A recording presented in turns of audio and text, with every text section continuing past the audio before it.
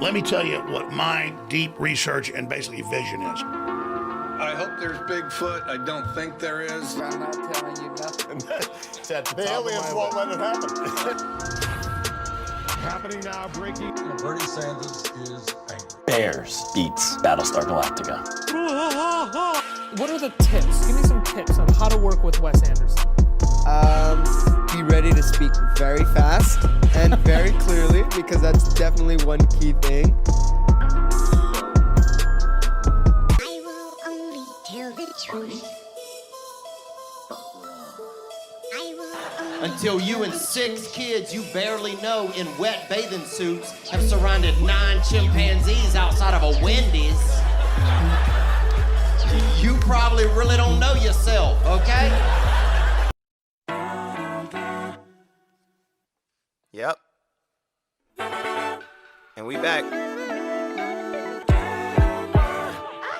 Hello and welcome. You're listening to your new favorite podcast and the best in political, sports, and paranormal news coverage. I'm your host, Wes Anderson, and this is In the Shed.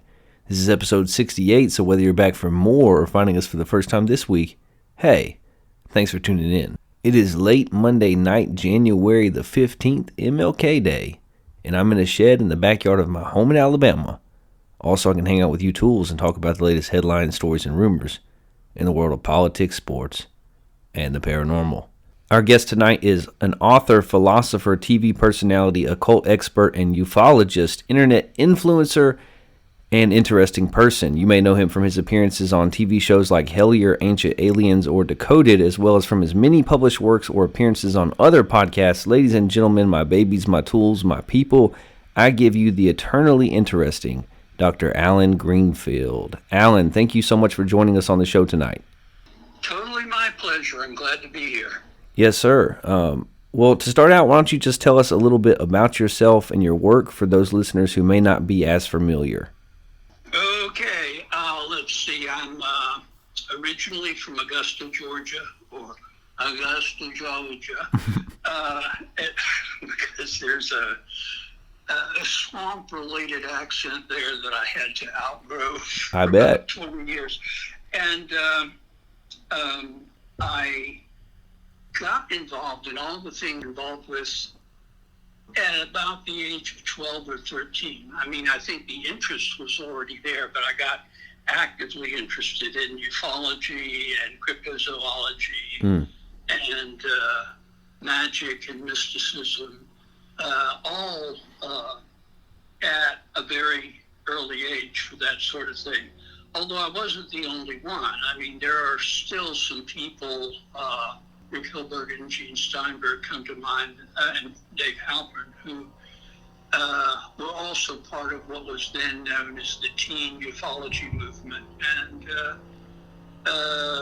that is at a time when ufology probably consisted of maybe 100 people, maybe. And no media coverage, no nothing at that time. So it was a lonely path to take. But I also got involved with magic and mysticism, although I didn't become involved with any organized magic until maybe 10 years later. Probably couldn't have. A lot of that stuff is definitely adult-oriented, so to speak. I don't mean that to sound like it's a swingers club, although there are some groups out there, Sure. that the overlap is, I once said to a member of a group, why don't you just join a swingers club? I mean, you don't need the mystical trappings, if there are such things anymore. But anyway, so I have been doing field investigations for longer than most of your audience has been alive. And I read tarot. I worked 5 years for the Psychic Friends Network, which was, I don't know about the others, but it was totally honest and straightforward. We didn't have scripts. We did readings. And I had about an 80% accurate record based on feedback from the client. Wow. And I guess I had to keep records, so it's not a number I'm just I hold in my head, but it was, I think I had 3,000 clients. So a lot of them repeat clients in those 5 years. No kidding. And let's see, in my secular, regular life, I've got 3 sons, all of them adults now. And what else? I used to be in the art supply business. I managed the Atlanta branch of the largest art supply company in the world, I think. Wow. And I've been all over the world. So does that summarize it fairly well? Absolutely. You've already answered a couple of my next questions, so that was very thorough. I appreciate it. Well, remember, I was a psychic friend, so yeah, that's right. I already know the answers, you know. And that's right. Baltimore in 1904. Next question. Well, Mr. Greenfield, may I call you Allan? Is that all right? Oh, please do. Okay, on Twitter I call you Al. I don't even know if that's okay, but that's what I do on Twitter. Is that all right as well? Oh, yeah, sure. Okay. That's since Facebook went crazy some years ago, actually since it got taken over by machines, and I had some sign-in problems for about 3 years, Twitter, now X, as they say, is my major daily outlet for whatever I find of interest or any rants that I decide to make to the world. Mine as well. Well, Allan, you've written extensively about UFOs and ufology. What's going on in our skies has certainly been in the public eye as of late, even making regular appearances on the nightly news. What do you make of all of it? I'm afraid that what I have to say will be something of a downer, but I've been in ufology for such a long time that I've seen this happen before. Okay. Government interest, imminent disclosure, blah, blah, blah, blah, blah, blah, blah. Mm-hmm. And it doesn't happen. It's a long walk down an endless tube. And I think the reason for that are twofold. One is relying on government investigations is trying to get disclosure of something that the government really doesn't know.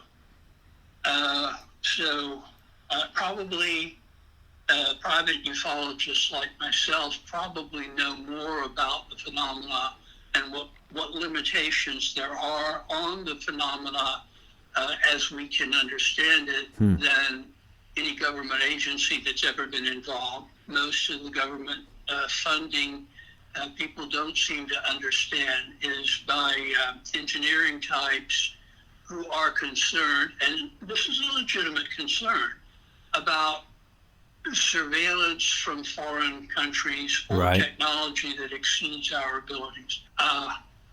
I'm all for keeping ahead of the game there. I think it's kept us from a nuclear war for the last however many years it's been since World War II. So, I am an advocate of peace through superior firepower because it works. It's not tasteful, but it does work, or it has worked so far. Doesn't keep wars from happening, but it keeps the big one from not happening because it's just too terrible for anybody to contemplate. Even the Ayatollahs probably want to continue breathing, So. Right. So that's one angle.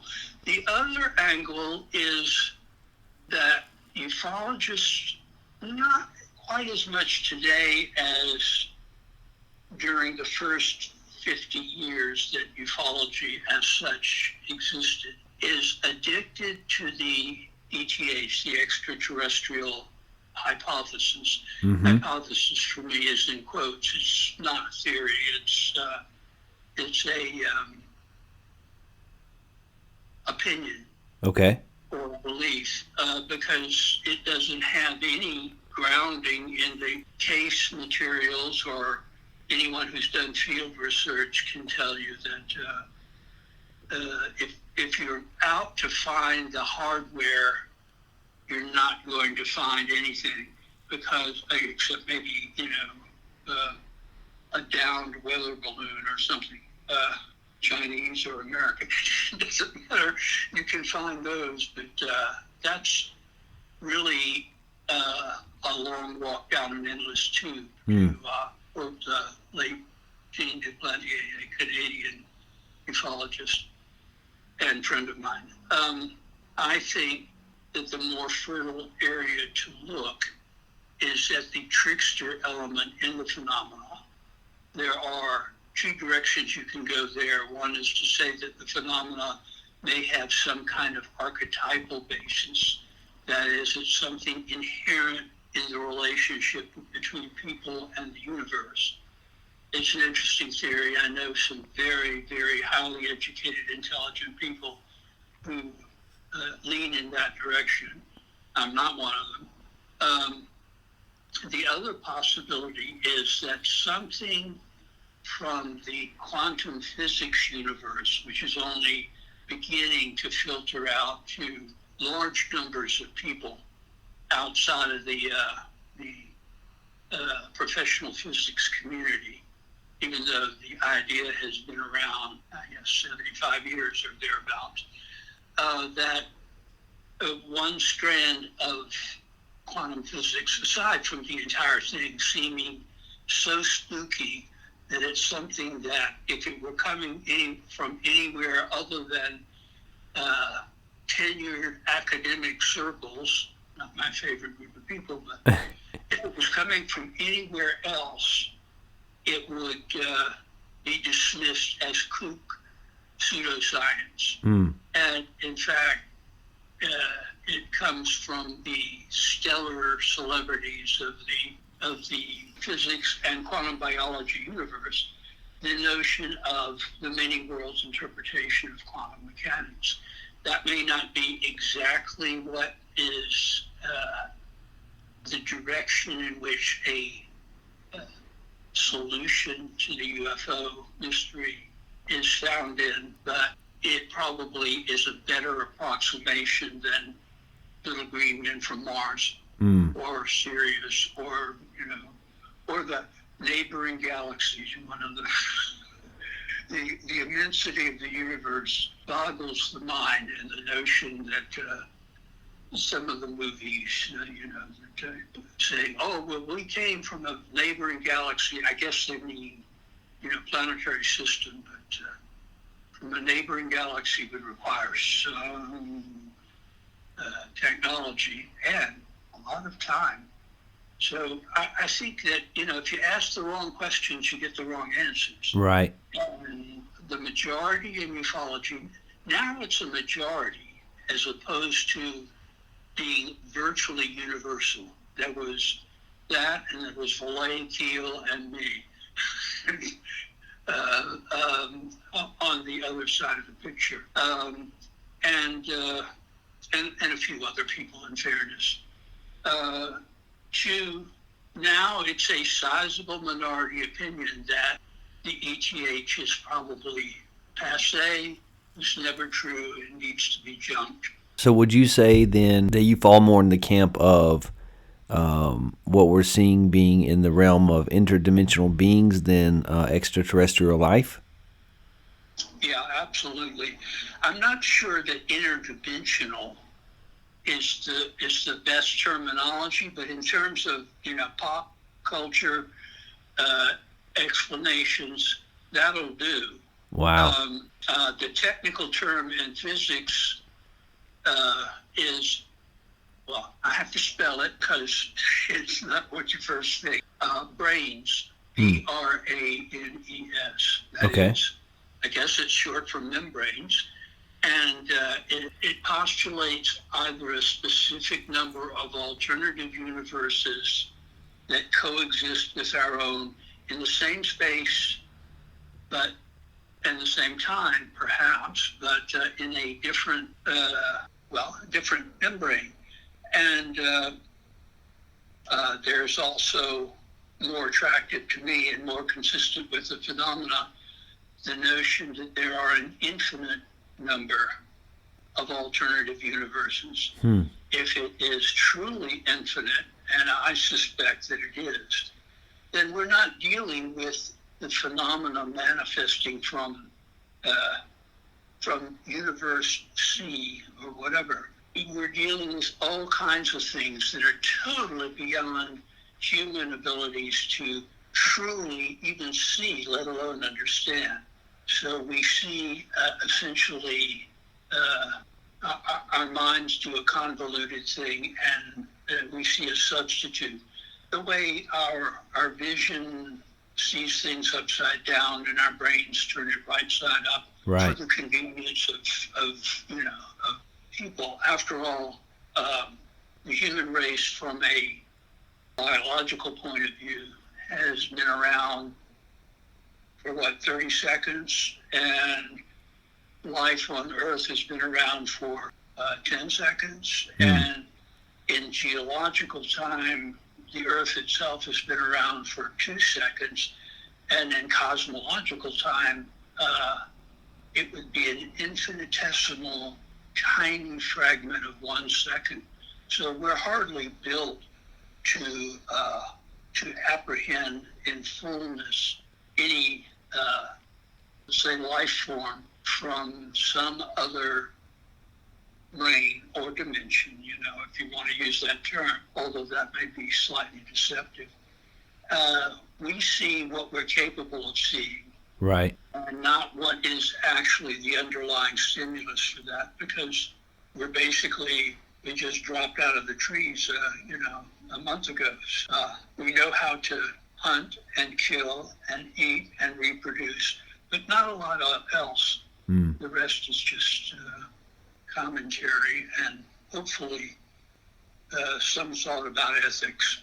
Is this kind of the idea that we are three-dimensional beings, and if something exists in 4, 5, or 6 dimensions, it's hard for our brains to even realize what it is that we're seeing? It may be even more complicated than that, because a different brain from our own would not have the same laws of physics that we have.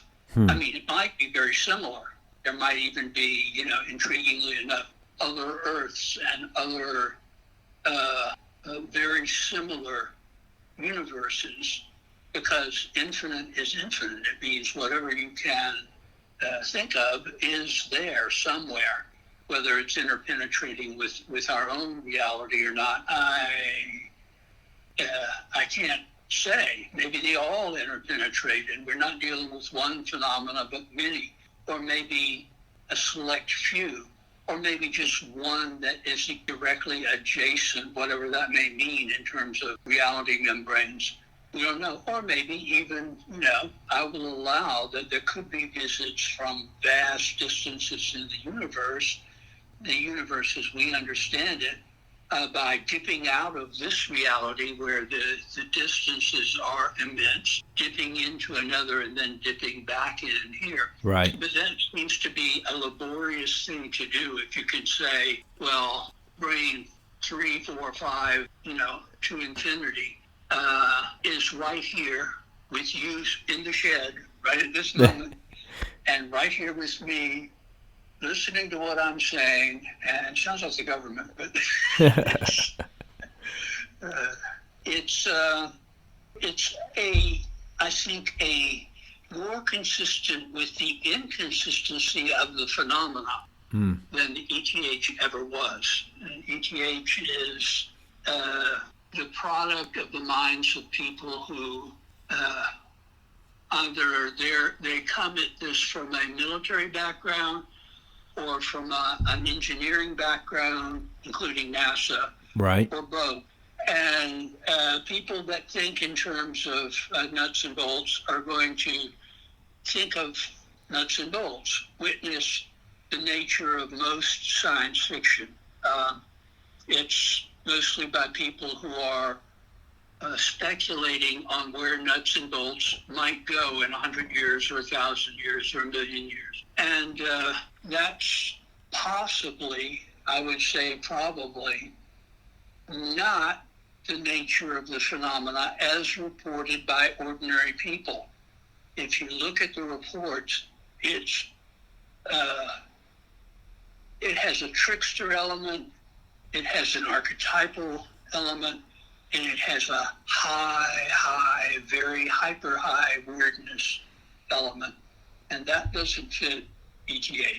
It does fit many worlds interpretation. Certainly. And what do you make, Alan, of people who postulate that what we're seeing is in some way time travelers or even possibly civilizations that have existed before us and alongside us? I think that both of those things are quite possible because, as I said, if there are an infinite number of alternative universes, some of them would have totally different laws of time, if indeed time means anything to them at all. Right. A famous thing, and I believe it was Keel that first noticed this, in close encounter cases, it's not uncommon for, quote, alien beings, unquote, to ask, what time are you in? Well, I don't think they're asking Eastern or Central. I think they're asking, what kind of time matrix does your universe have? We just popped in here and we don't do time. So, wow.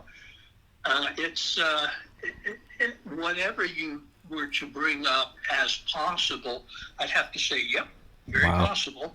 Whether any of the cases that I've examined fit any particular profile or not, that's another matter. I would say they mostly fit the profile of beings that are beyond our comprehension, right, that interact with us for reasons unknown.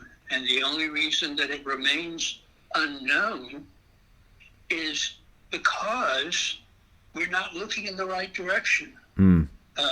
That is slowly changing, and we may actually have something to go on, but it'll take a generation to do that because my generation of ufologists pretty well, in the USA anyway, isolated people who thought beyond that. The exception being Jacques Vallée, who, I don't know, his academic credentials sort of carried him forward, but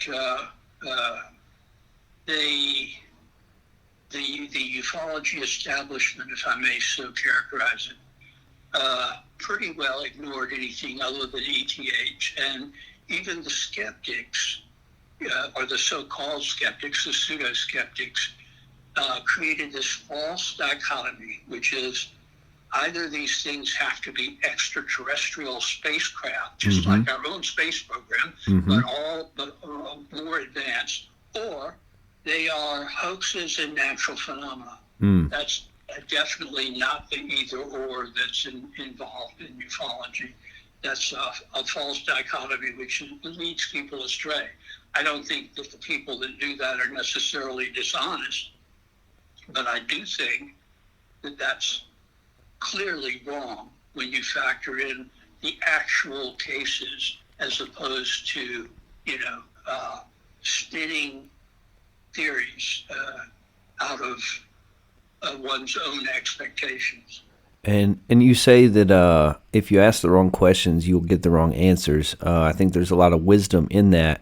Let me ask you this.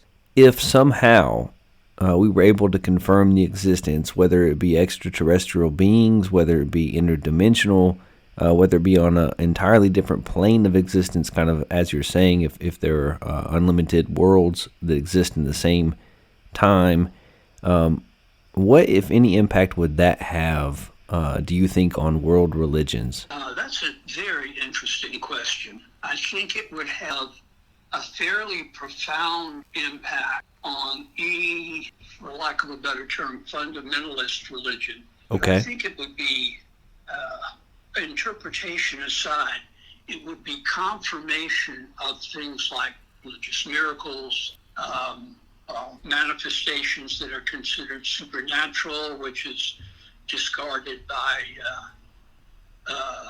people with religious beliefs that are non-fundamentalist. Hmm. In other words, I think it would redefine what constitutes religious and what constitutes scientific, because the phenomena that are dealt with in ufology, cryptozoology, paranormal research, whatever, may be dependent upon factors which would explain, in a certain sense, the reality of the very phenomena that are reported in religious encounters. Hmm. So it probably would upset the fundamentalist universe. Indeed, it already does. But now they just, they write it off as devils and Right. demons. The skeptics write it off as superstition and lies and whatever. They have a right to their opinions, but their opinions are wrong. Sorry. I don't mean to, be dogmatic about it. No, hit us with it. I mean, my opinion has changed over the decades I've been involved, but it has to be evidence-based. Hmm. And then from the evidence, you have to tree out to what can this be plausibly, and what is unlikely to be just as plausibly. So I don't know if that answers your question. No one could be sure of the impact. No one could be sure what the impact on religions would be if, let's say, at one time Mars had an advanced civilization, and it disappeared, but the Martians are still around, and many of the religious manifestations we have here are actually technomag, to borrow from a science fiction TV series from long ago, that are truly advanced technology. Then you have to invoke Arthur Clarke's. A truly advanced technology would be indistinguishable from magic. Same would be true. A truly advanced technology would be indistinguishable from religious miracles. So, it depends on how you spin things.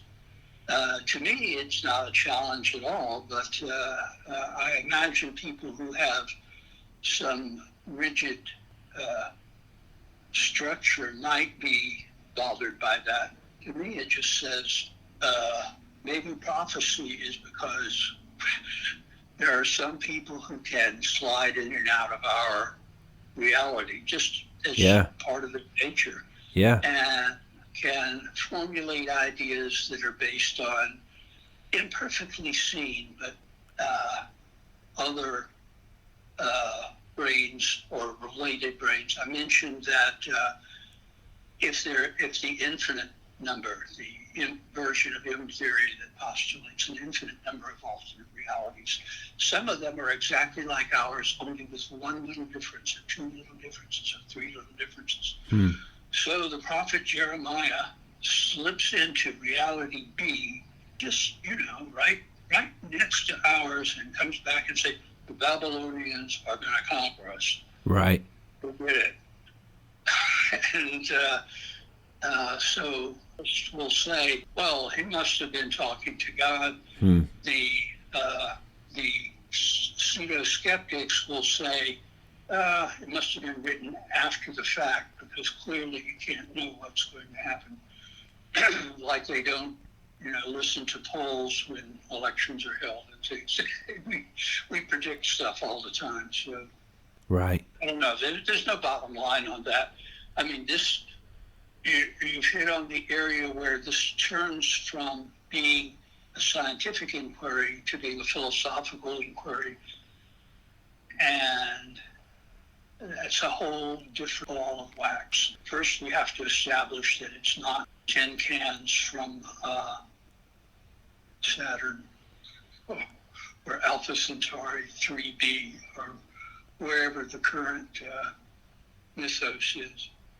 And I love that you say that it has to start with evidence, that you take in all the evidence and then you go from there. And I think that you're dead on when you talk about how no one can know these things for certain.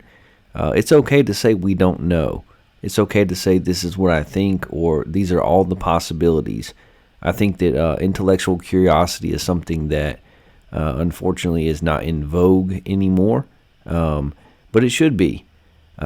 You also have written a book entitled Secret Rituals of the Men in Black. Are the Men in Black real? And if so, who are they? They're so real that they have generated a mythology which is real in an archetypal sense, but doesn't involve real beings. The Tibetan term, I think, is tulpa.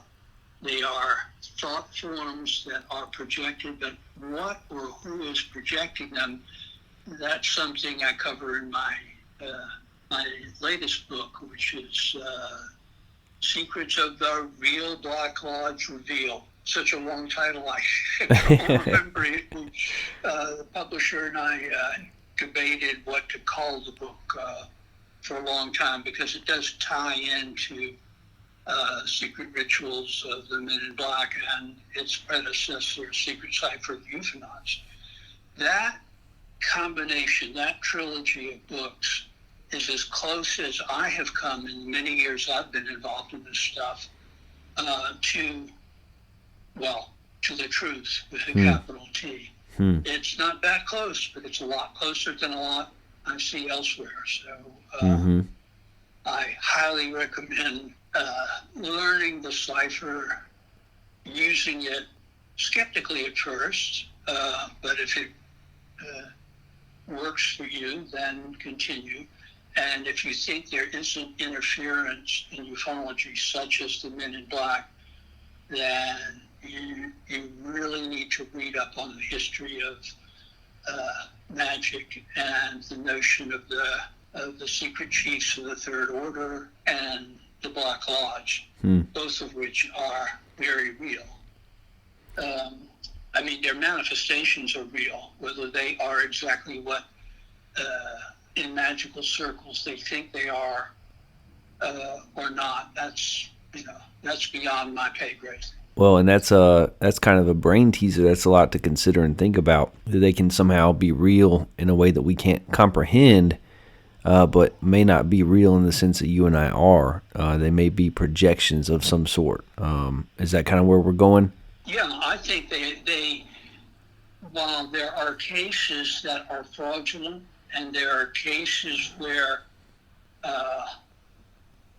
this is opening an entirely different can of worms, but there are cases that seem to have been, I don't know what to call them, government agents or hirees or people that are dressed up to look intimidating in order to silence witnesses. And that's all based on the long ago 1953 CIA panel that decided that the existence of private UFO organizations was a threat to national security in a number of different ways. And although there are certainly Men in Black type cases long before that, some of the cases post-1953 that specifically attack existing UFO organizations, private organizations, and or witnesses that have very, very telling cases may be intimidation from government officials based on that 1953 survey. I don't think that's going on now, and I think the actual tulpas that come from probably from the Black Lodge, they are meant to sow confusion, and they do. But they're real enough in terms of what the witnesses report actually happens. And again, you have John Keel, a great historical dead, for documenting a lot of those cases. Were hoaxes, a lot of them were not, and couldn't have been. I knew people who were doing the hoaxes, and they were they were not primarily hoaxers. They were primarily people who hated pomposity. Right. And heaven knows Keel was a pompous ass. Did you know John Keel?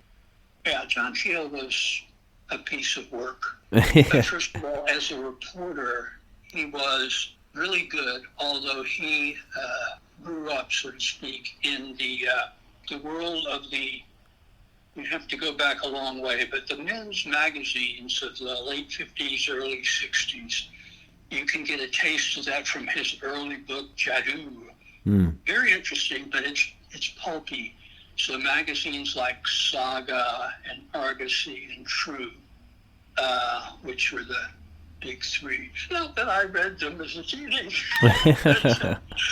I wasn't interested in the pictures. Actually, they were very, very mild compared to Playboy or some of its rivals.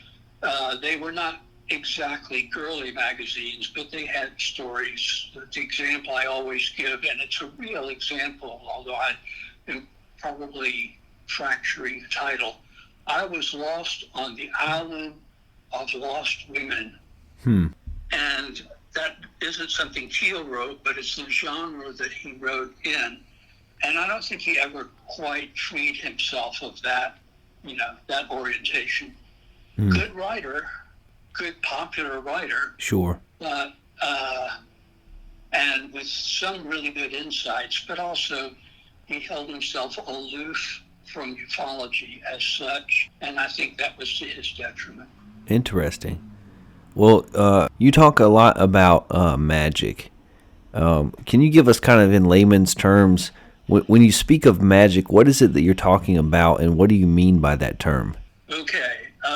Magic is a species of metaphysics of occultism, which uses the active rather than the passive voice. Okay. In other words, magic takes ritual, as in religious ritual, or even in, the halftime at the big game. Anything that is ritualistic and predictable, but also spectacular enough that you get kind of lost in it. Magic directs the energy that sort of thing generates, or that is generated in paranormal events, and focuses it to bring about change in our reality, which is a good deal more elastic, we'll say, than we like to allow on a day-to-day basis. In other words, it's malleable, it's bendable. And if you can see the weak points in a particular set of circumstances, within limits, you can focus energy through ritual and through paranormal means of bending reality in conformity with your own will. Wow. Now I'm using that term because that's Crowley's term, but because will slides over into some really fascist notions that I don't agree with, which is bending someone's will to your own is probably a betrayal of everything the United States is all about. Right. But it has its advocates, and it is very interesting that Crowley used that term, do what thou will. And the most famous movie out of Nazi Germany was Triumph of the Will. And I have seen something that very few people have seen, which is, there was a book published in 1940 by a defector from the Nazi hierarchy called, well, in English it's called Hitler as He Is. And it's been a much maligned book. I think it's been maligned largely by the forces of darkness. But Crowley, in his, by definition, later years, took his copy, probably got it when it was new, 1940, and made meticulous liner notes, his own commentary on the book. And I was loaned a copy of that by the, shall we say, the Grand Poobah of one of the great magical orders of antiquity, so-called. Wow. And that book, with the liner notes, ought to be published, because a lot of people who think that Crowley is the be-all and end-all of magic really need to know how sympathetic Crowley was to the Nazi notion of triumph of the will. He made a distinction, but it's still, and those people who are Crowleyites have made it their business to see to it that is not in print. Wow. And it should be. So would you say then that magic is simply defined the ritualistic ability to bend reality? If you wanted to do it in one sentence, yeah, that would be accurate. Okay. We'll define this. Let's go a little further. What then is sigil magic, if I'm pronouncing that correctly? And do you believe that that's what was going on in the story of Hellier? No, I think that what was going on in Hellier, I mean, that, boy, you're comprehensive, I can tell you that. Thank you. The team that did Hellier, and disclaimer, they're friends of mine. Very cool. You know, Very cool. I'm personally invested there. It's like my son in the screenwriting business. When his movies come out, I don't know if you can trust my reviews. They're all positive. But the Hellier team started out with their background was in ghost hunting, and if you want to know what that is, all you have to do is turn on the Discovery Channel, the Adventure Channel, the National Geographic Channel, well, maybe not Right. National. And most of all, the History Channel, which I joke, when they ran out of stock footage of World War II, they started doing UFO hunters, ghost hunters, and hunters, you know, whatever. For whatever sure. their particular thing there is, because it's very staged. But the Hellier team was not. They were a confluence of two ghost hunter groups. I may be mangling this slightly, but I think it gets to the point, that became interested, principally the Newkirks, became interested in certain aspects of ufology and decided to do a field investigation using their pre-existing skills honed during their ghost hunting period to investigate a case in Kentucky, in eastern Kentucky, in the absolute total heart of Appalachia, a town called, interestingly enough, Hellier. And actually it was named for a guy named Hellier, early settler there. But anyway, they also had done their homework, as obviously you have, and they were following the, I don't know if you call it a rule, but let's say the approach of, well, we start out looking for goblins, because the Great Goblin case was at the other end of Kentucky. One of my favorite stories. Right. I've been through that little town many times on my way to UFO conventions. It is even, well, as recently as I've been there, which is not real recent, still pretty remote, you know. So, Right. But still, they had received some letters that they thought might be leading to cave goblins or something like that. However, they were following the notion of follow the synchronicities. In other words, when things come together in a coinciding manner, it may steer your investigation into an entirely different path. And if you go on that different path, that may take you to a third path and a fourth, a fifth, which, of course, in my approach to field investigations, you just go with it, and eventually you come as close to the truth about whatever it is you're investigating as you're ever going to get. And they followed that to a T. They started out, they went to the town, but synchronicities, coinciding events intervene, and in each case, they went with it. And more or less filmed it in real time. So there are people who are critics of the series Hellier who say, well, they don't find any goblins or whatever it is that they think was the goal. Right. But being goal-oriented is self-defeating in this environment. Interesting. If you go to Pascagoula, Mississippi, looking for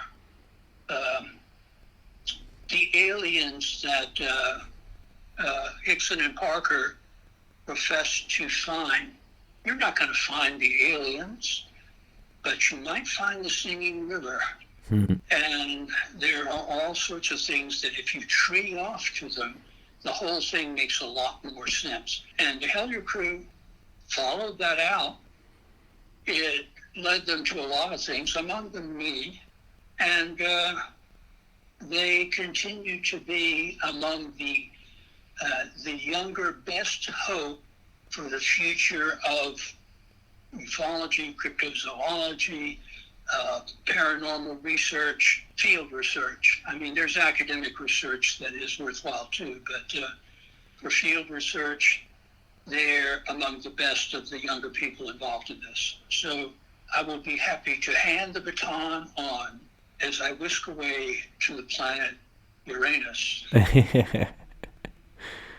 Well, how did you get involved in Hellier, Allan? And what did you think of the finished product? The finished product is solid gold, and I would almost call it mandatory if you're interested in this stuff, either as an armchair enthusiast or in conducting your own investigation or forming a field research team. It's as close to mandatory as anything gets. It's definitely something season 1, 2, and who knows what else is a tutorial of how to conduct a field investigation. It's also very entertaining. It is. And production values are, way above the standards of most YouTube field researchers. Some of those terms are in quotes, but I won't identify which ones. But I mean, it's not a lot of talk. How they got interested, I mean, you'd have to ask them. But I do think they had read a number of books related to UFOs, the occult, and adjacent matter. As I said, they had a background in field research on ghosts. In fact, one of their team actually, I think, invented the so-called Estes method of I almost am tempted to call it channeling, which is very interesting, and which, if you don't know what it is, watch Hellier. There's a couple of demonstrations of it right there in the series. Absolutely. I think it's, you can, I guess, buy the Blu-ray discs or see it if you have access to Amazon Prime. I think it's perpetually on there. By the way, I don't get a rake off. they're just really good people. One of the books they read was the original edition of Secret Cypher, the UfOnauts. My first professional, published by a real publisher book, which I thought would change the world. Right. It was only many years later it changed them, and then it changed the world. I often say, before Hellier, I was almost obscure. After Hellier, I'm almost famous. So I owe them a huge debt of gratitude. But to their credit, they learned about processing. from the things that they read, including my book, but certainly not confined to it. And they are far more, if you've ever seen their also fantastically produced, I think it's only one season at this point, but their Haunted Objects podcast on YouTube, that's best thing going in the high weirdness field. Tremendously well done. Also, The Unbinding, which they just released not too long ago, was very good as well. Is a separate consideration, but yeah, it's definitely well worth seeing. And that is a movie. It's yes, it is. Not, a series or anything of that sort, or a program. It's a movie. And maybe one day we will have one or both of the Newkirks or Tyler Strand or Connor Randall or any of those guys in the shed. They're welcome to join at any point. Let me ask you this. In your opinion, were there ever actually goblins in the hills of Kentucky? The original Hopkinsville case, I don't know if you would call them goblins, but they were seeing what all over the world has been lumped together under the banner of the denizens of Magonia, or fairyland, or the fairy, or the fae, or whatever you want to call them. There are bunches of names, but I think the common denominator is that they tend to be beings, sometimes associated with UFOs, sometimes associated with magic, and most frequently associated with folklore, including Appalachian folklore. Right. So West Virginia and Kentucky are hotbeds for all of these phenomena. And again, I think that they're all manifestations of the same sources, not separate things. As like there's a thing called the Fairy Research Society, and they seem to take some tips from ufology, but they're focused on modern sightings of fairies and other denizens of the fae world. And there are ufologists who want nothing to do with that kind of research. And there are cryptozoologists who are, after atypical cryptid animals, from Bigfoot to mysterious cat-like creatures that appear and disappear. But the majority of people in those areas don't want anything to do with other people that are in other of those areas because they think they're unrelated, and I think they're all just different manifestations of the same stimuli. So you believe that people in the foothills of Kentucky definitely saw something? Oh yeah. I mean, if you follow the synchronicities or do magic in a coherent way, something will manifest, but you best be careful what you ask for, because you might just get exactly what you asked for. And some things that you might ask for are less desirable to find than other things you might ask for. Wow. I agree with you. If you're going to do caving, first of all, you need to learn some caving skills. Second, you need a professional caver or spelunker or whatever with you.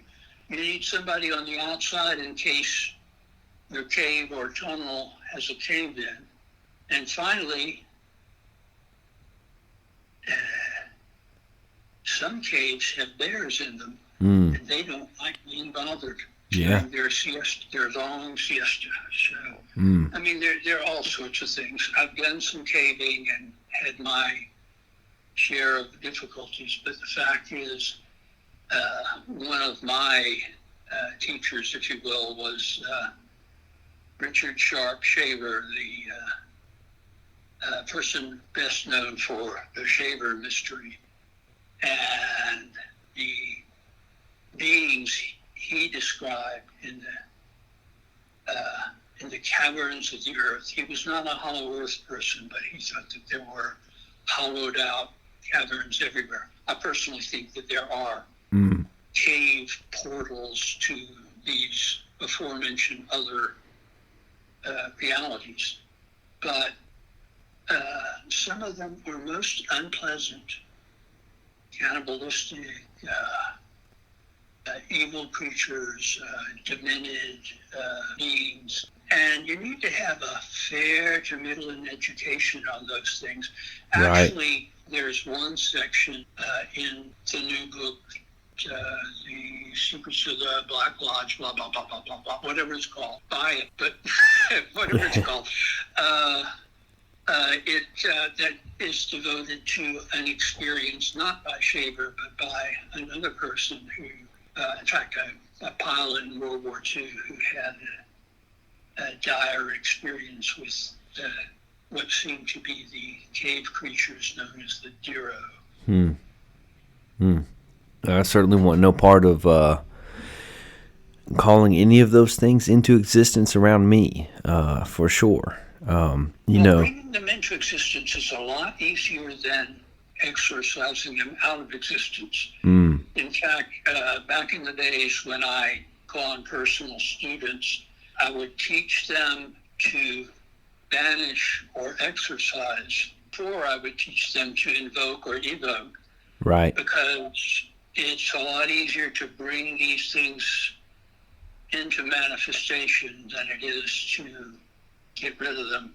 Wow. And the longer they stay around, the more hooks they put into you. It's just the nature of the beast. Well, Allan, I would be remiss if I did not ask this question. Those who have seen Hellier, they want to know, who is Terry R. Wriste, and are you him? I hate that question because B, I'm not. Okay, not Terry R. Wriste. No, I'm not Terry R. Wriste. And actually, I knew the person who used that name. Let me phrase this correctly. Okay. Back during my misspent 20s or 30s, something like that, where I was active in a radical political group where no one used their real name. Right. I, for example, went by the name, don't laugh, please, Spider Rainbow. Spider Rainbow. Okay. And everybody in the group used a pseudonym, and I would presume Terry R. Wriste, who was briefly in that group, and the only period that I knew him in, that was what you would call a nom de guerre. And I know very little about him. I mean, he was only in Atlanta for about a year. He hung around with my affinity group, all of whom had weird, noms de guerre. Right. It was not particularly kosher to ask someone, well, what's your real name?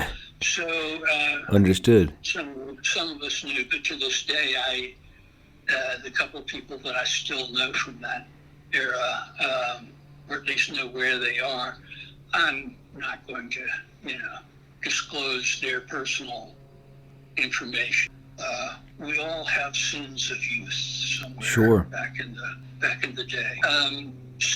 And we were not really the badasses that we thought we were. But anyway, I knew Terry for less than a year. The one thing we had in common, aside from the group, was an interest in Shaver in particular, and I guess you would say ufology in particular. And since nobody else in that group was interested in that, and this is still back in the day when the numbers in ufology, let alone Shaver, which was, yesterday's news story even then, we talked about it, and I was working on what I thought would be a book.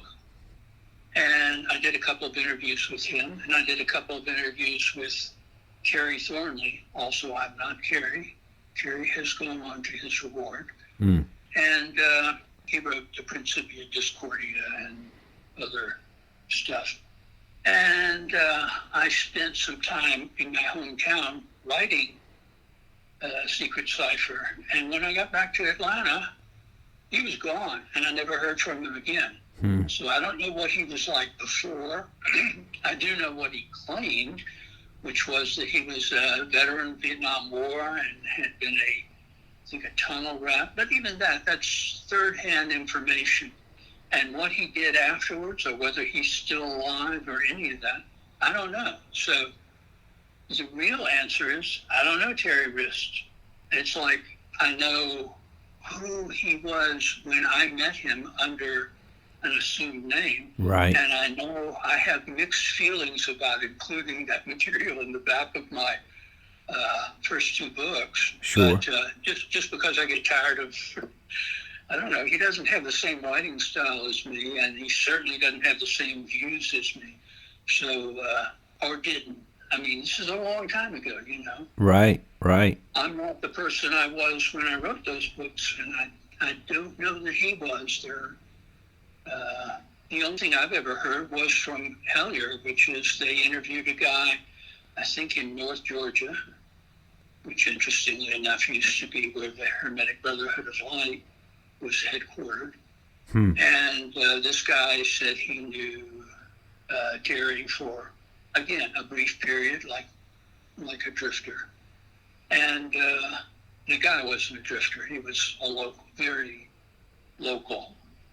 If you are a native of the South, you know what I mean by a local. Oh, yes. People who've never been outside of Cleveland, Georgia, or whatever, you know. So, right.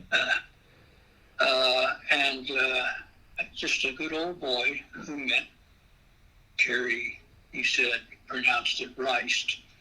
But I have no reason to doubt that story because it is linear after he was in Atlanta. He certainly had some different opinions than he expressed here. And it has led to some speculation on my part.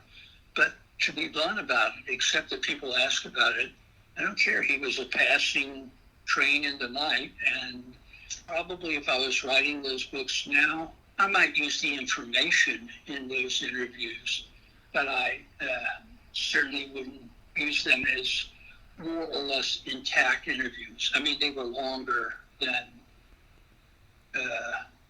what reached print, but the printed version is be authentic to what he had to say to me. Well, that was an overlong answer to a question. Absolutely, yeah. For sure. And I just appreciate your taking that question on. I know that you get asked that a lot. My wife, who did not watch Hellier, I watched it from start to finish, and she would pop in and out of the room that I was in. And at a certain point, she just said, "Terry R. Wriste, really? It's terrorist. It's a pseudonym, and that guy." And she pointed to the screen when you were on the screen and said, "He's Terry R. Wriste." So for her sake, I had to at least ask the question. Well, you're not the first. You're probably, unfortunately, won't be the last. It's just that I give the same story over and over. Look, if I had written that material, I would take credit for it. It's, in fact, what I just said. You know, if I'd used the insights that he had, I probably would have said a friend said, or right. a person that I knew said, and then it would not be.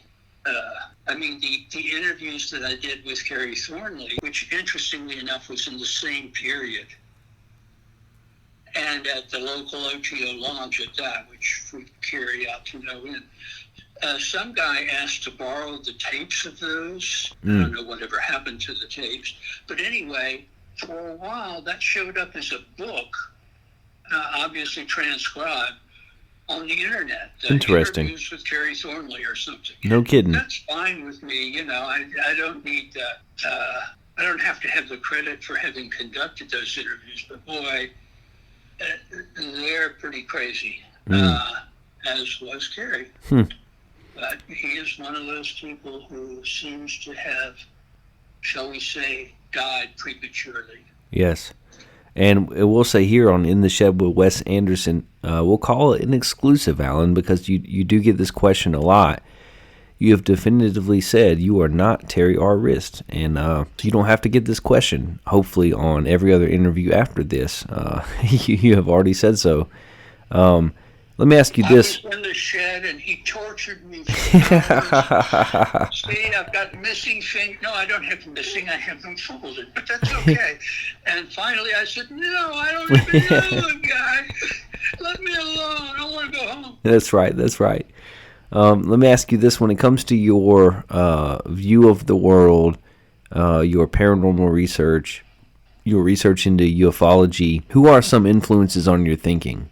The closest to my thinking? Yes. I suppose Valet, who I would say precedes me, Keel, who lesser. The best examples I can think of are mostly from England.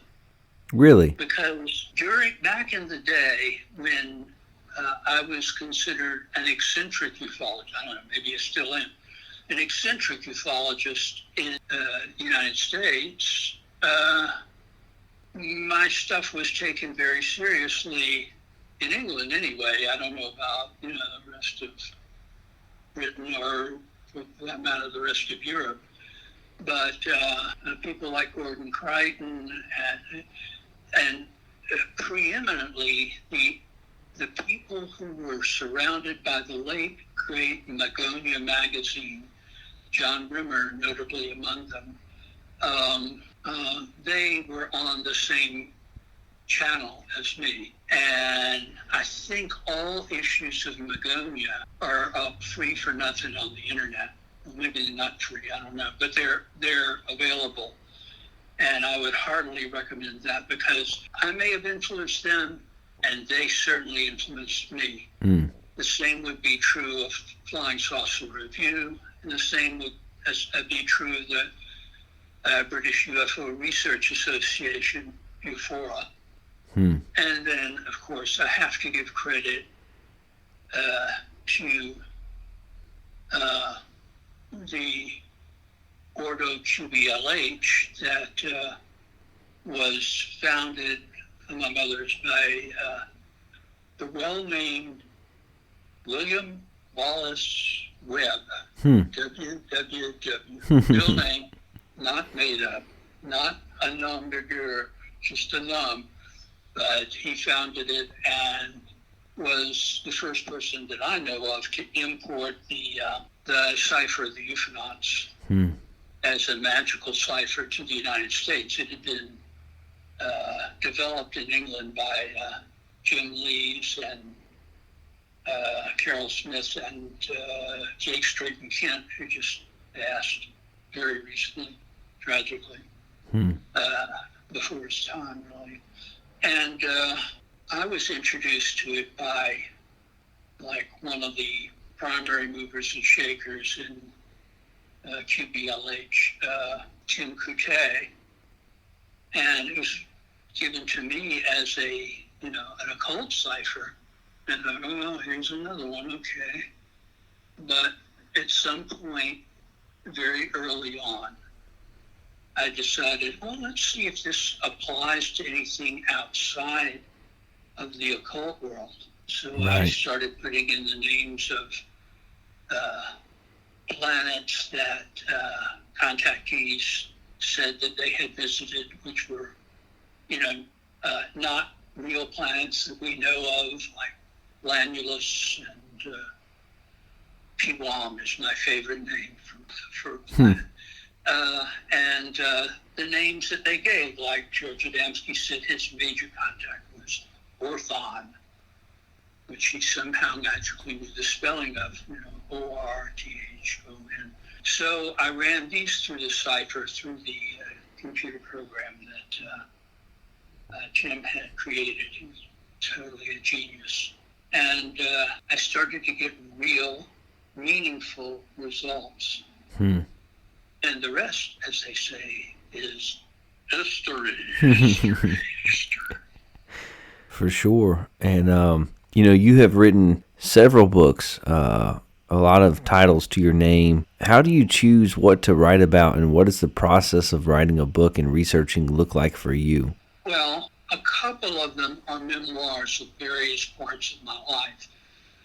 Saucers and Sorcerers was originally the one and only self-published book I had. Okay. which sold about 100 copies. But it's about ufology. It's not about UFOs per se, although it touches on that. But it's about ufology in the heyday of the teen ufology movement and the early days of the National UFO Conference and so forth. It was revised, updated, and my friend Rick Hilberg, who also goes back to the beginning of that era, provided some new photos and an introduction, and it was reissued, and as far as I know, it's still in print.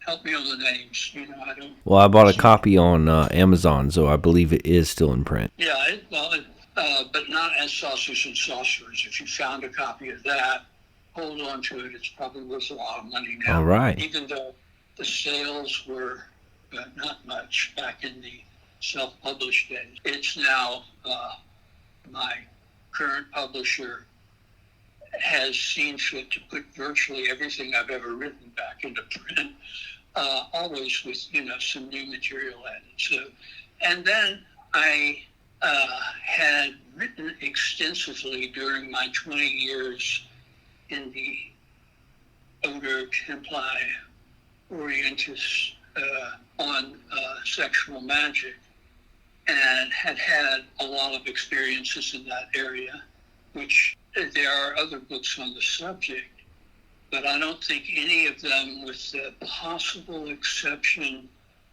of a little book very early on that doesn't say a lot about personal experience. So I thought, well, I ought to put on record my own experiences, what happened, what's good, what's not good.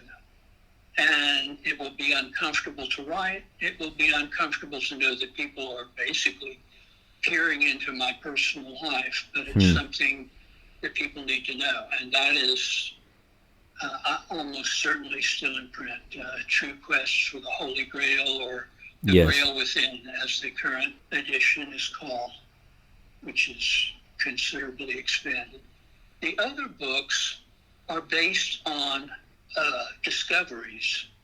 The three books, Secret Cypher, Secret Rituals, and the current one, the Black Lodge book, are a set that comes as close to the source of these various mysteries as I've gotten to date.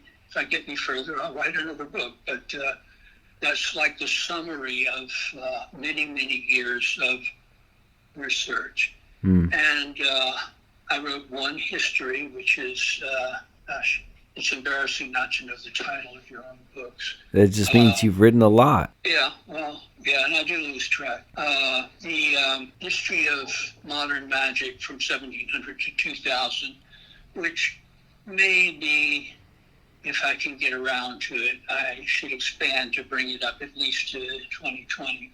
But it's well worth reading if you want to know where the magical universe as it exists today came from.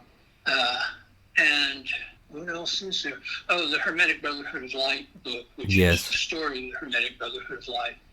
First published by Looking Glass Press in Europe, and now out from Conspiracy Journal Press, their, what's it called, Celestial Lodge of Sirius imprint. And that is based on my own field and literary research into the origin and nature of the Hermetic Brotherhood of Light. So I think that covers it. Yeah, you have written a lot. You are prolific as an author. I have just recently finished my first draft, and I use that word in quotes, draft, of a fiction novel based on different experiences and stories that I've heard in the past. And I have someone that I know who is going to be editing that for me, and I'm excited about that. But you have certainly written a lot about a lot of subjects, and that's quite an accomplishment in its own regard. Well, thank you. I've only written what I think people probably need to know if they have an interest in these subjects. Right. Because over the years I've seen so many people just putting all their apples in the wrong barrel. Well, let me ask you this, Alan. We cover all kinds of topics on the show. We've had a wide breadth of conversation already. I want to ask you what you think of Bigfoot. And first, let me just say that when it comes to my interpretation of what people have claimed to have seen, I put my chips 51 to 49 when it comes to Bigfoot being real in some regard. That people have seen something. There's something going on that we don't quite understand in our forests, in our woods, that people call Sasquatch, Bigfoot, whatever terminology you want to use.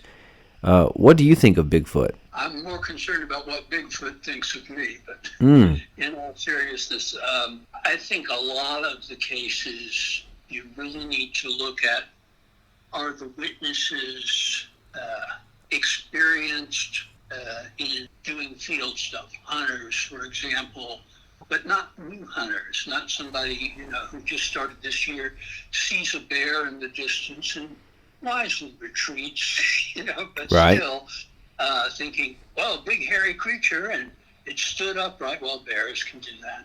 They do. Especially if you've seen the movie Cocaine Bear, follow anywhere. But some of them are misidentifications of bears. Sure.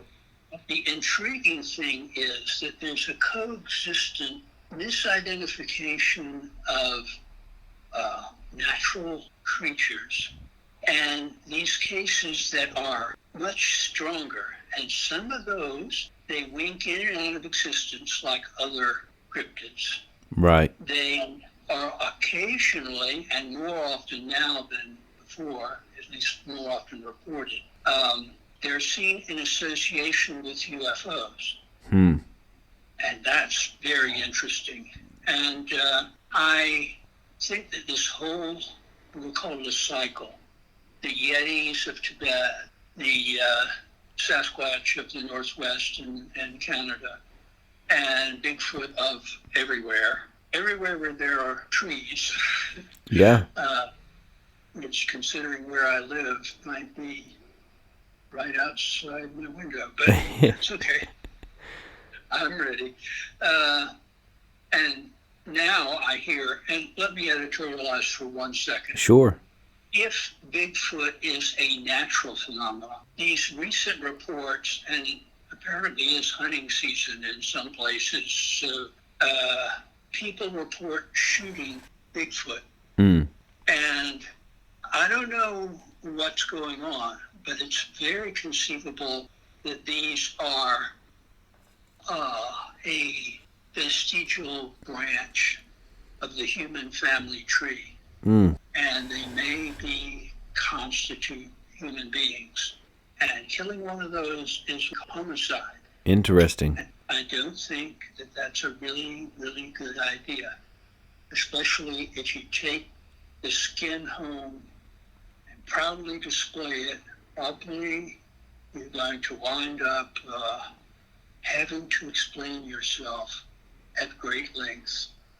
And I suggest only if you're attacked. Same rule that would apply to anyone who is, trying to be physically violent towards you. Is there any justification for that? But people shoot at UFOs too, which is they do even crazier. I mean, suppose they are alien spacecraft and we've been unfriendly to them. That's not smart. Probably not a really, really good idea. Not at all. The long and short of it is, I think some Bigfoot cases are cryptids, and cryptids are just another manifestation of the same thing that gives us goblins and UFOs and ghosts and you name it. It's outside of normal phenomena. And so you kind of see all this as a tapestry that kind of winds together and all connects in a way. Yeah, it took me quite a while to reach that point of view. I mean, I was interested in these various strands, but I didn't assume them to be, one thing. Sure.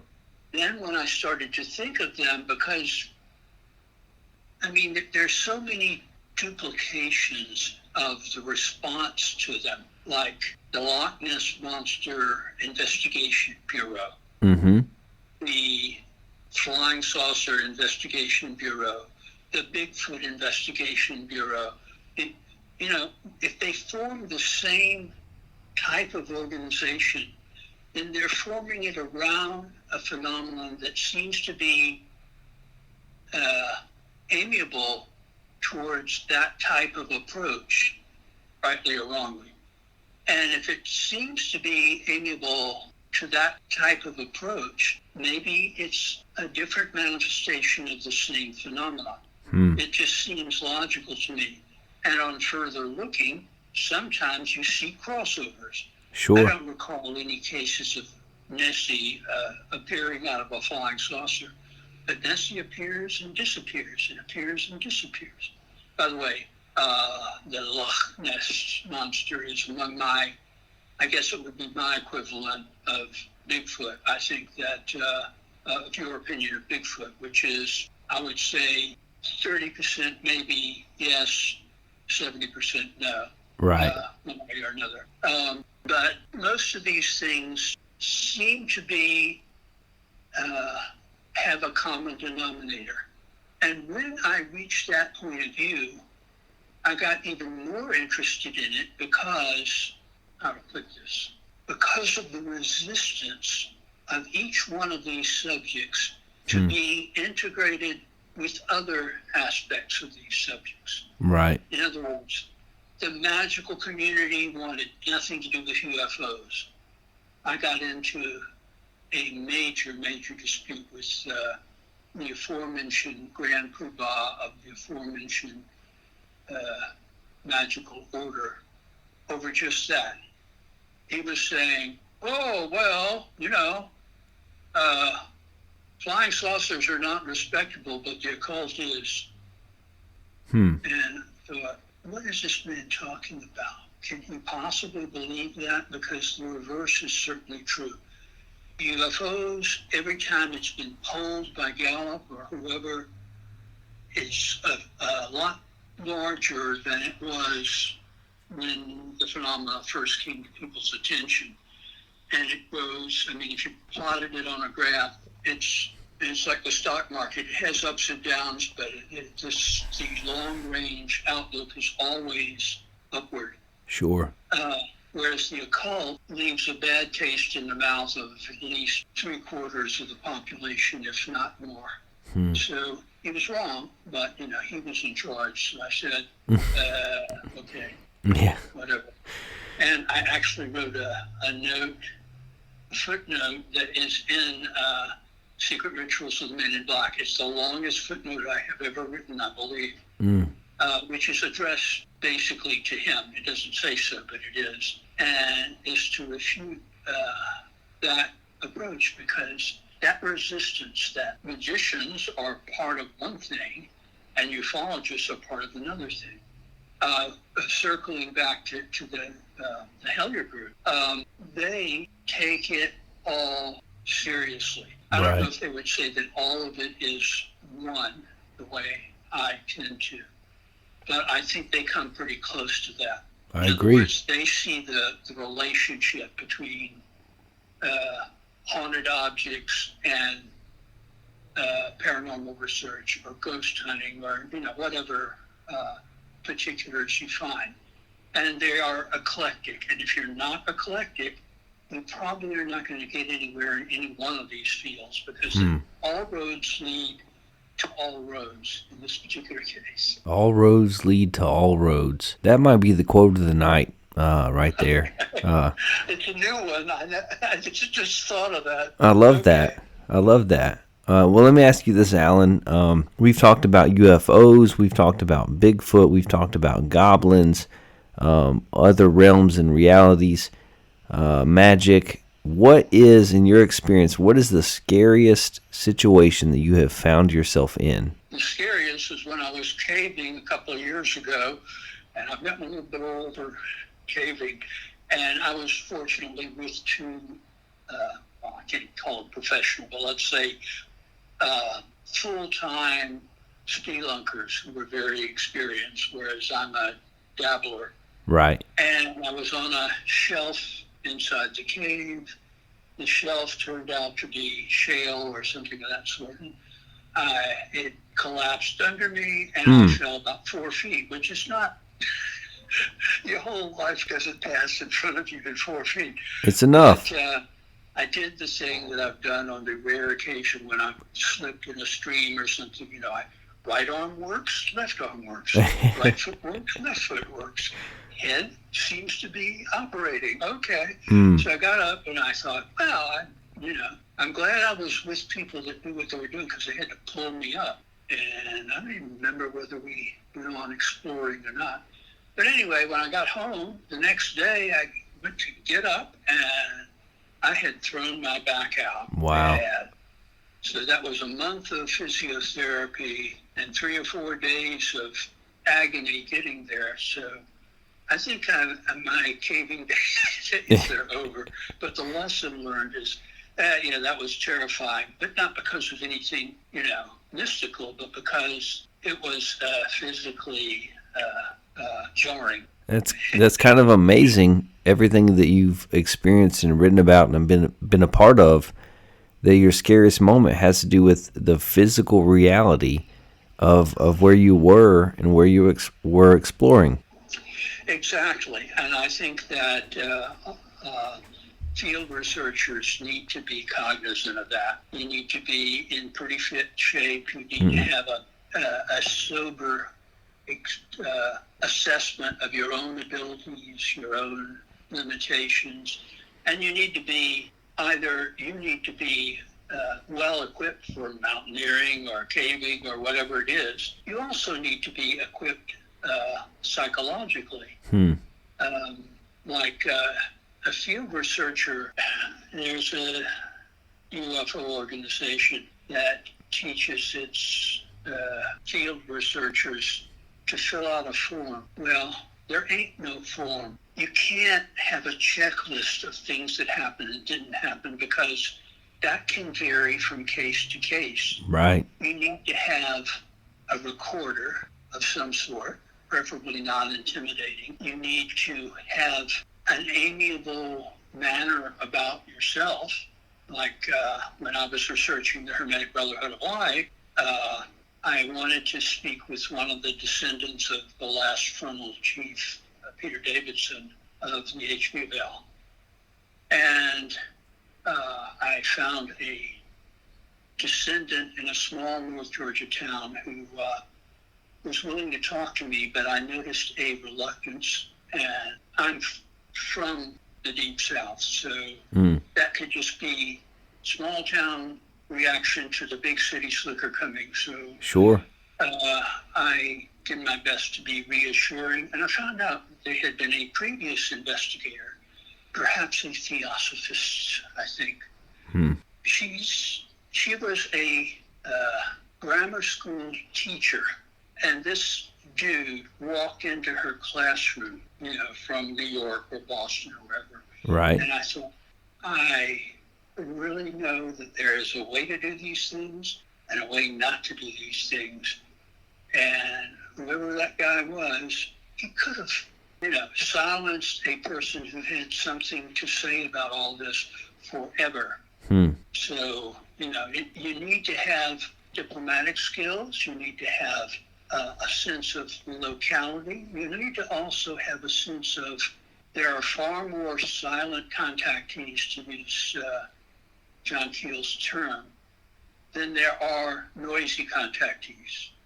Maybe that's unfair, but let the chips fall where they may. In other words, most people who have a really, really strange experience with a ghost or a goblin or a alien abduction, especially if it's one of those with the friendly rectal probe, they're not going to go knocking on their neighbors' doors and go down to the local newspaper and say, "You'll never guess what happened to me." Right. They're going to shut up about it. They may not even tell their own family. And the discretion used by the investigator has to be such that if the case is sensitive, that the level of sensitivity needs to be uppermost in the mind of the investigator.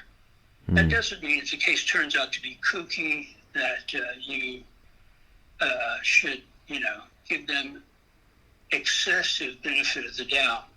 But it does mean that even if it turns out to be a hoax, you're not there as a newspaper reporter. You're there as a field investigator in your chosen field, and you need to exercise due discretion.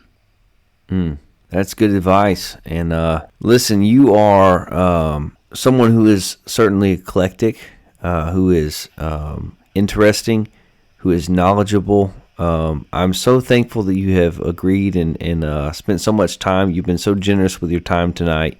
Thank you so much for being on the show. Before we go, is there anything that you'd like to plug? Where can our listeners buy your books? How can they keep up with your work? Where can they follow you online? Well, the best place to find virtually all of my books, although let me give you one caveat. They've got some things listed that are not my books. Okay. Let's see, what is it called? It's something that my late friend Timothy Green Beckley got out, and it has an article by me in the back of it. But there are a couple of Beckley books out there, big orange books, but they're not my books. So I would not go to those. There's nothing wrong with them. It's just not something that I need to promote. Sure.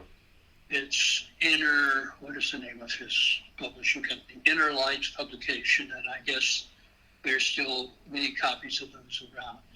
And there is the interesting story of the book on Wicca, which has my name on it, but which I didn't write. Interesting. It was published as a bootleg, and it's now out as a legitimate edition.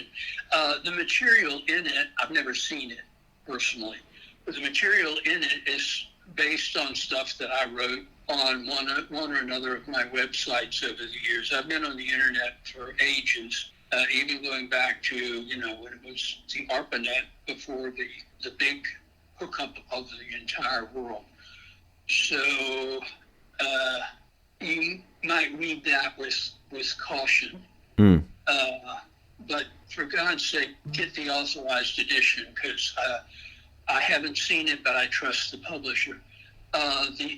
All of my other books, you can get them from Amazon easily, but you can also get most of them from Barnes & Noble. Okay. And frankly, almost every bookseller online sells my books. So, awesome. If you prefer not to give, what's his name, Bezos, your money, you have other options. And as far as I know, almost all of my books are in print and available. But of course, the one that I plug the most at the moment is the current book, which is selling very well, Secrets of the Real Black Lodge, Revealed.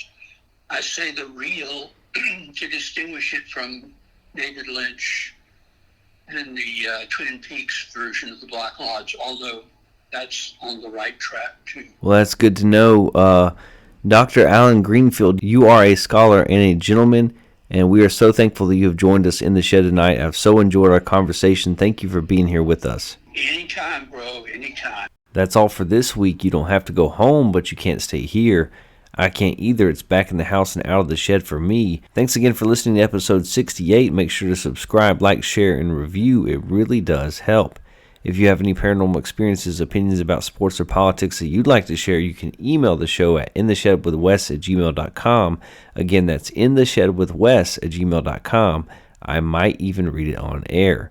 Join our membership club at patreon.com/intheshed4. Look for us on Spotify, Apple Podcasts, iHeartRadio, Pandora, the Good Pods app, or wherever you listen to podcasts.